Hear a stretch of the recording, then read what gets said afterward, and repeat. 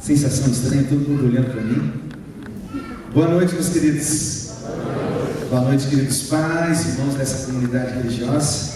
Sejam bem-vindos, convidados, e é um prazer imenso estar aqui esta noite para falar um pouquinho com vocês. Esse ambiente não me é estranho, porque é aqui que toda sexta-feira umas histórias fora do comum acabam acontecendo, e eu contando ali para as crianças.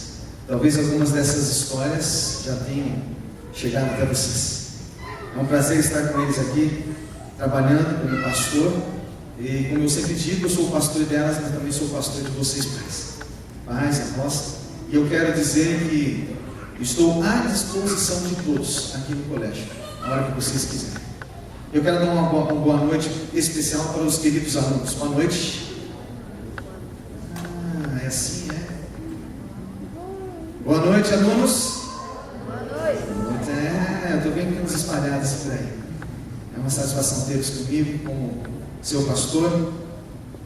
Essa semana é uma semana especial, onde praticamente toda a comunidade cristã, Brasil, América do Sul, mundo, podemos dizer que para um tempinho, para meditar um pouquinho naquilo que Cristo representou para a humanidade, e que especificamente nós temos que parar um pouquinho e pensar o que Jesus representou e representa para nós hoje como pessoas, no individual.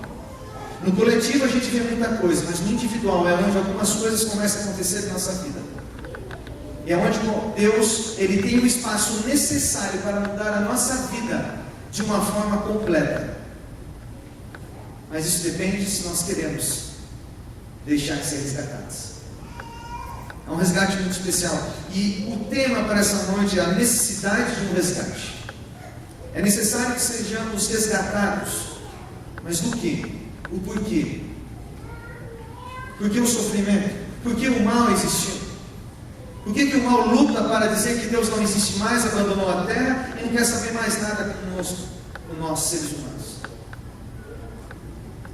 Infelizmente esse assunto levaria pelo menos 2 horas, mas não se desespere, vai terminar no horário correto.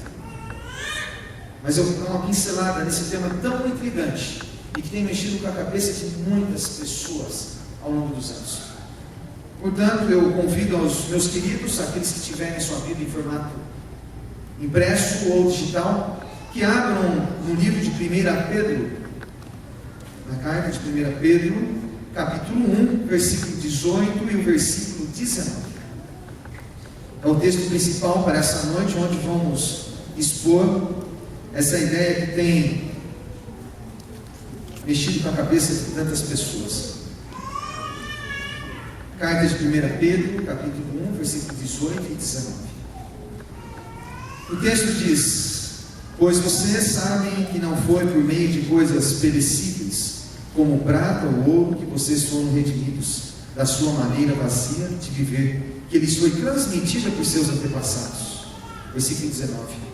Mas pelo precioso sangue de Cristo, como de um cordeiro sem mancha e sem defeito.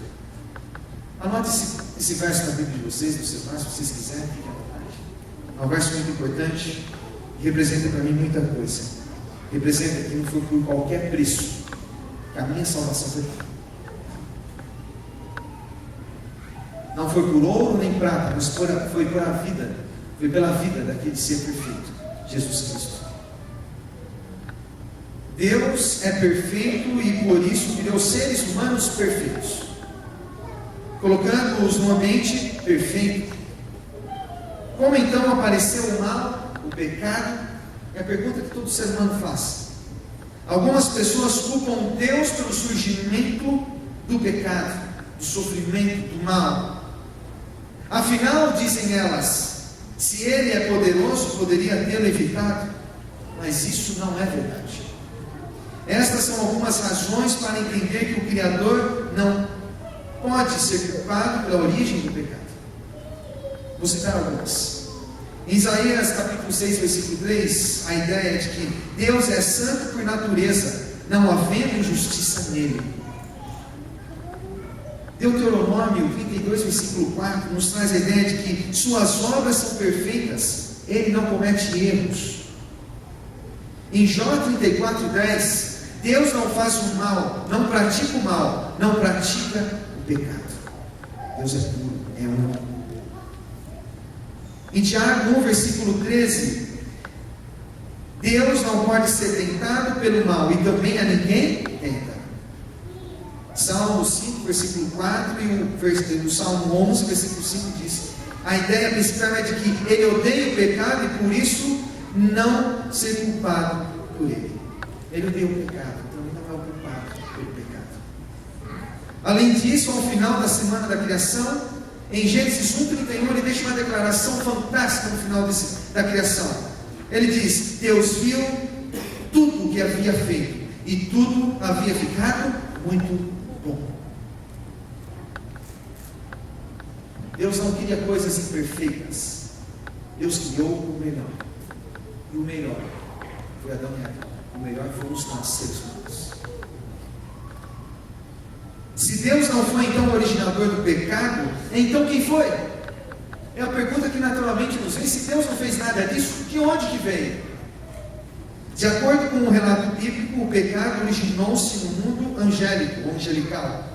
Lúcifer, um ser muitíssimo exaltado no mundo angélico, tornou-se orgulhoso, conforme o texto de Ezequiel 28:17 e 1 Timóteo 3. Vocês não vou ler todos os versos, não demandaria muito tempo, mas aqui são os versos para vocês consultarem depois. Insatisfeito com a posição que ocupava no governo de Deus, Judas, versículo 6, ele começou a cobiçar o lugar do próprio Deus.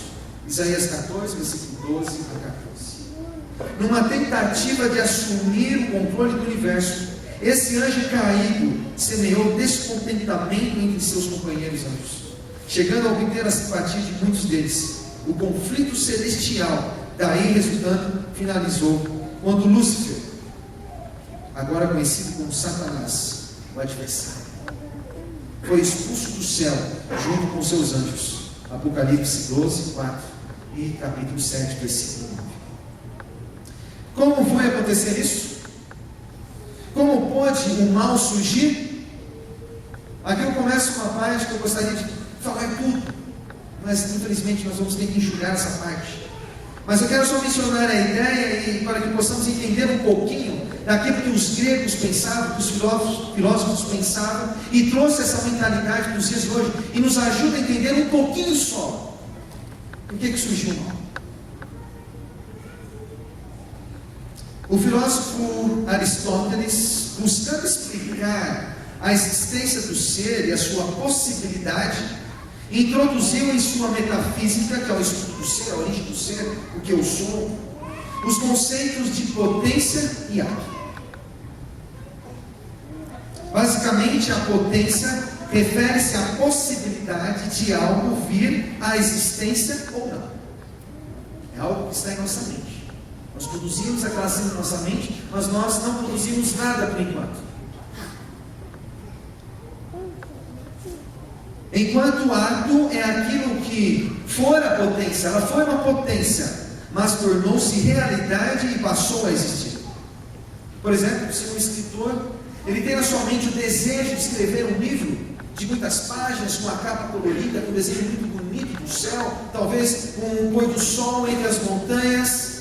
Isso é uma boa potência na mente dele. Mas a partir do momento que ele começa a escrever e seu livro fica pronto, deixou de ser uma potência e passou a ser um ato. Daquilo que tinha em sua mente, passou a ser algo existente. A única solução razoável, meus queridos, para eliminar o mal, tanto quanto ato como potência, sem transgredir o caráter e a natureza divina, de acordo com a proposta bíblica, era permitir que o mal viesse a existir de fato. Se nós pegarmos essa mentalidade, essa parte filosófica de Aristóteles, nós entendemos que Deus, um Deus amor, criou tudo perfeito. Mas existia uma potência no universo de repente, em algum deles, imaginar alguma coisa diferente de quem era Deus. Questionarem a Deus, olharem Deus de uma outra forma, achando que Ele estava sendo poderoso demais e que aquilo ali não era justo. Essa pessoa, infelizmente, foi Lúcifer. Essa potência cresceu em sua mente, até que se tornou um ato.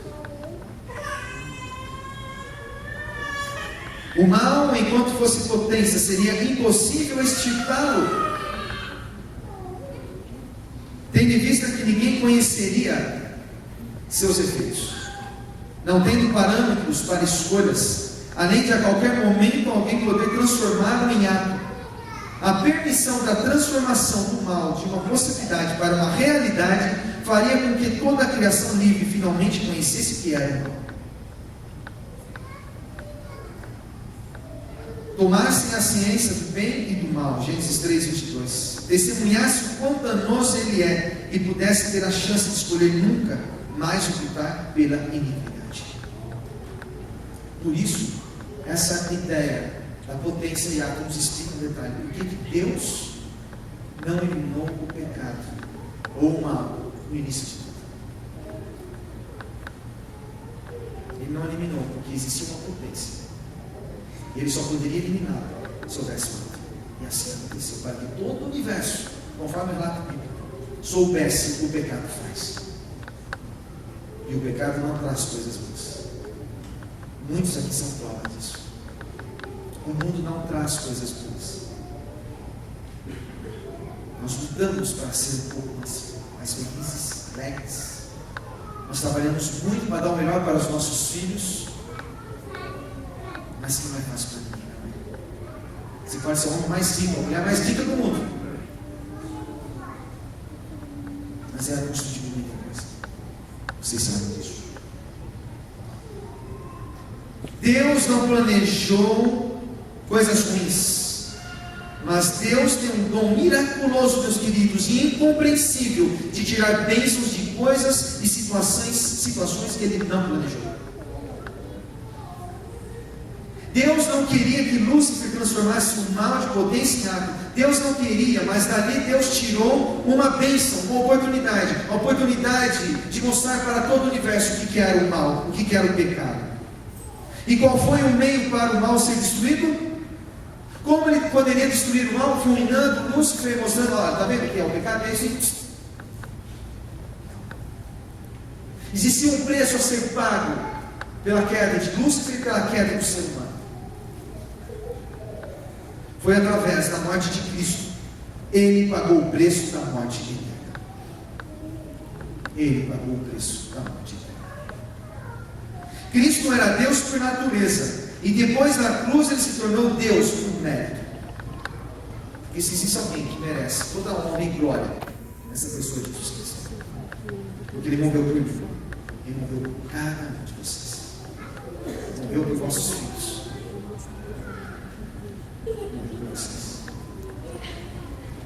Mas isso não durará para sempre, meus queridos.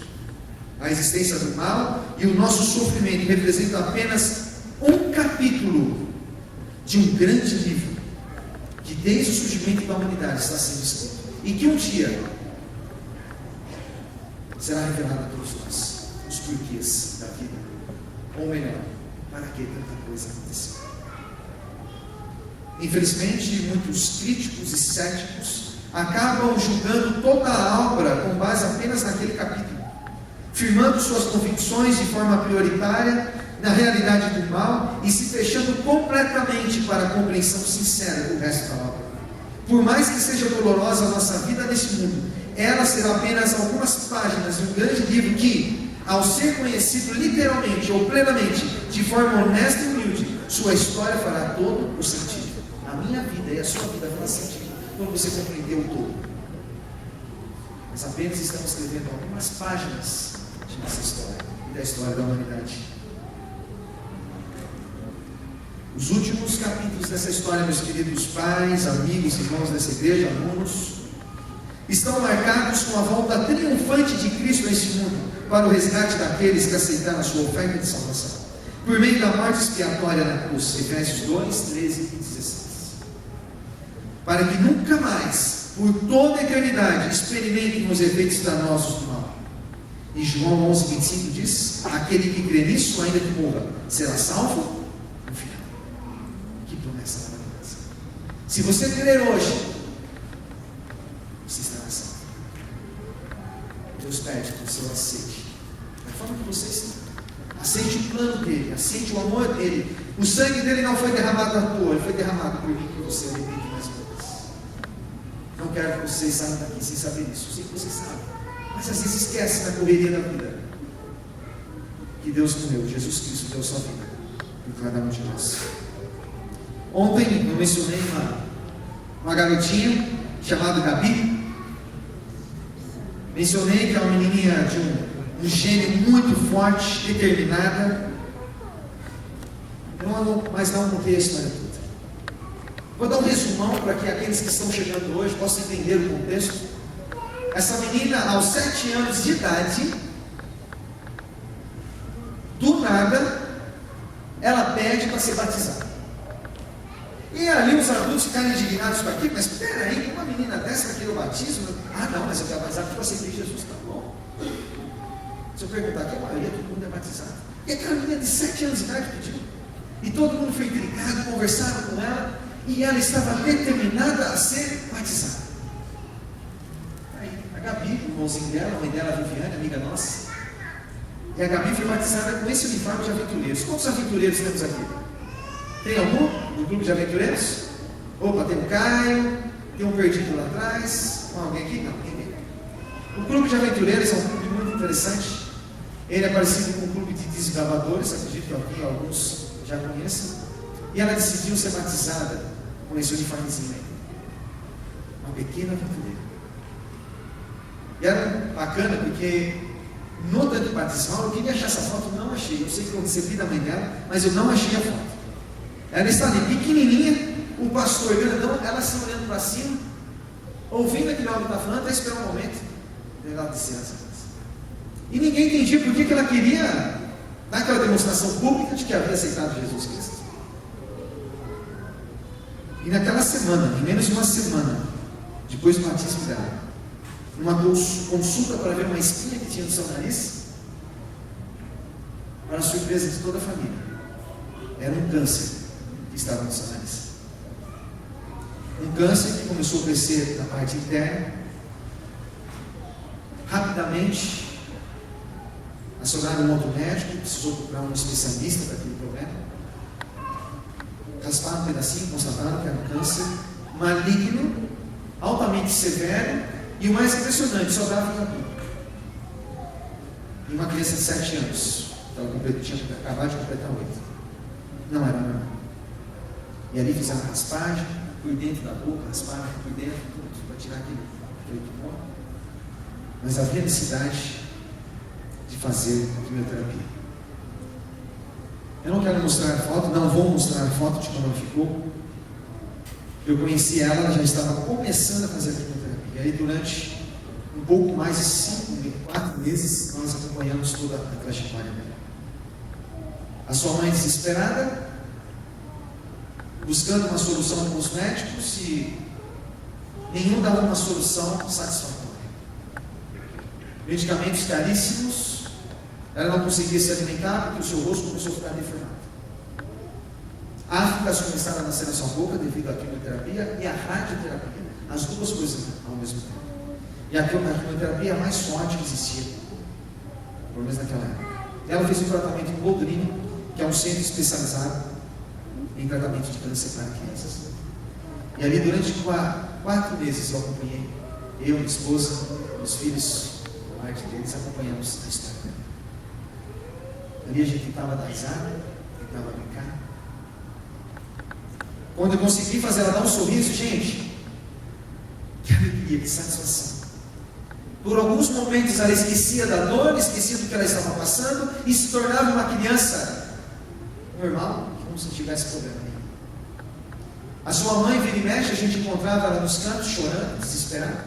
Até que uma madrugada ela escreveu uma mensagem para mim dizendo: pastor, não estou suportando mais a situação. Não há expectativa para minha filha, não há nenhum ponto favorável para a situação dela. Eu não sei mais o que fazer. Naquela semana eu a visitei. Eu perguntei: você já pensou em fazer a unção dela? Não, pastor, o que é isso? Não, ela não vai morrer, não é para fazer isso que eu quero. Minha querida, não é para isso. A unção é para a cura. É a cura do seu íntimo. mente dela, daquilo que ela tem que falar para vocês pais. Por mais que seja pequena, tem muita coisa que ela está ali guardada, ela tem que falar. É o momento ali de você entrar em harmonia com a família novamente. E impressionante, meus queridos, o pai e a mãe estavam se separando. E pelaquela atitude daquela menina de conversar com o pai, ela chamou o pai e chamou no picão. Falei, pai, o senhor tem que parar com aquele bar, o senhor tem que parar com aquilo que está errado. O senhor fica com seus amigos bebendo lá e a mamãe e a gente fica sozinho em casa. Você vai endireitar a tua vida, vai melhorar por mim? O discurso foi muito mais longo que isso, meus queridos. Para a menina determinada.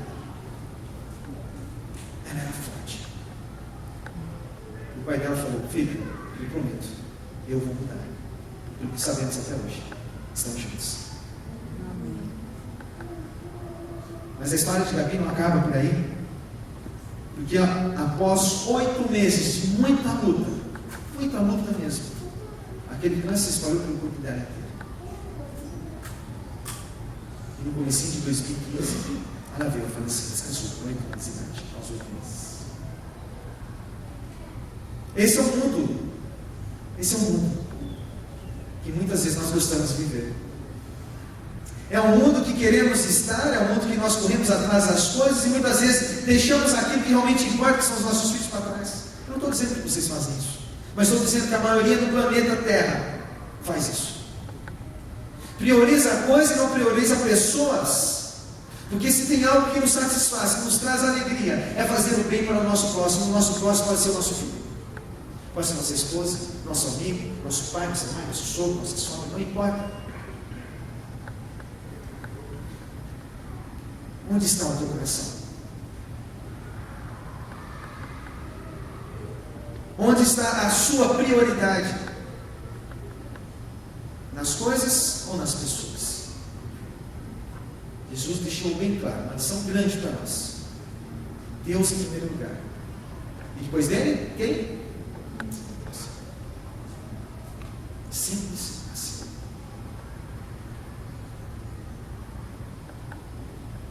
Contei ontem que ao lado do quarto da Gabi, antes dela falecer, nós fomos no enterro dela, foi algo comovente, muito triste de uma menina daquele tamanho, que queria ser uma princesa. Ela estava como princesa. Mas pouco antes disso, foi de uma menina que eu fui orar com ela. Ela estava em estado terminal, 18, 19 anos de idade, eu orei com ela. Acabou falecendo também. Mas eu quero encerrar as minhas considerações lendo aquele verso que eu li para aquela moça que de tanta dor já tinha perdido a vista, o câncer estava espalhado por tudo. E ela gritava incansavelmente, mãe, mãe, mãe. E eu desesperado, sem saber o que fazer, tamanha agonia daquela moça, eu li para ela Apocalipse 21, o versículo 1 ao 7. Eu quero compartilhar esse texto com vocês. Se você tem medo de ler o Apocalipse, perca o seu medo. Preste atenção nessas palavras. As palavras que João escreveu. Então vi um trono, um novo céu e uma nova terra, pois o primeiro céu e a primeira terra tinham passado, e o mar já não existia. Vi a cidade santa, Nova Jerusalém, que descia do céu, da parte de Deus, preparada como uma noiva adornada para o seu marido. Ouvi uma forte voz que vinha do trono e dizia: agora o tabernáculo de Deus está com os homens, com os quais ele viverá. Eles serão os seus povos, o próprio Deus estará com eles e será o seu Deus. Ele enxugará dos seus olhos toda lágrima, não haverá mais morte, nem tristeza, nem choro, nem dor, pois a antiga ordem já passou. O velho mundo já era, acabou. Agora a paz, a harmonia, acresce-nos no. E aquele que estava sentado no trono disse: estou fazendo novas todas as coisas. E acrescentou: escreva isto, pois estas palavras são verdadeiras e dignas de confiança. Diz-me ainda: está feito. Eu sou o Alfa e o Ômega, o princípio e o fim. E quem tiver sede, darei de beber gratuitamente da fonte da água da vida. O vencedor herdará tudo isto, e eu serei seu Deus, e ele será meu filho. Amém. Priorize pessoas, não coisas. Não troque a oportunidade de estar salvo por coisas desse mundo. Ao terminar esse texto, e ao orar com aquela moça, ela apertou a minha mão, eu apertei a mão dela, eu perguntei: você entendeu o que eu quis te dizer? Você compreendeu o que eu li e orei? Ela, sem esboçar nenhuma fala, simplesmente balançou a cabeça de si. Naquela noite ela nunca, naqueles momentos que se seguiu antes dela descansar, ela não expressou mais a expressão mamãe, no desespero, mas descansou em casa. Esse é o mundo real que nós vivemos. As pessoas descansam. Mas tenho certeza que Cristo, como Ele prometeu, como nunca, queria voltar. Ele vai cumprir essa promessa. Amém. E vem para resgatar e trazer de volta aqueles que nós amamos para vivermos a eternidade. Que Deus abençoe a todos. Agora vamos ter as duas músicas do coral e ao final quero ser uma oração dos meus queridos.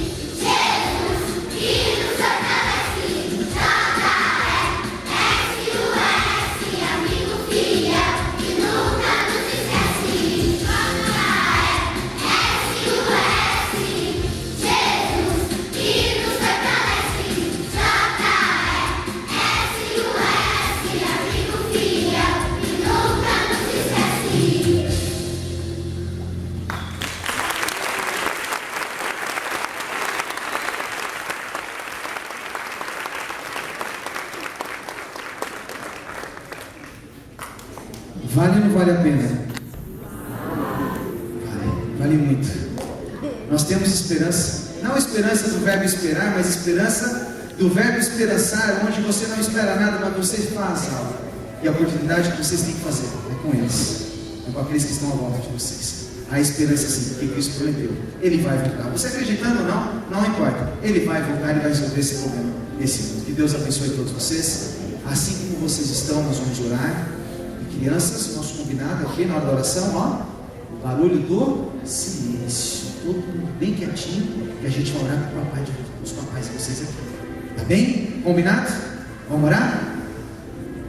Pai de amor, Pai poderoso, que o Senhor acompanhe a cada pai, a cada membro dessa igreja, a cada visitante, de uma forma muito especial. Vem trazer e alimentar a esperança no coração de cada pessoa aqui presente. Nos proteja, nos guarde, nos leve em paz até nossos lares. E o convite está estendido.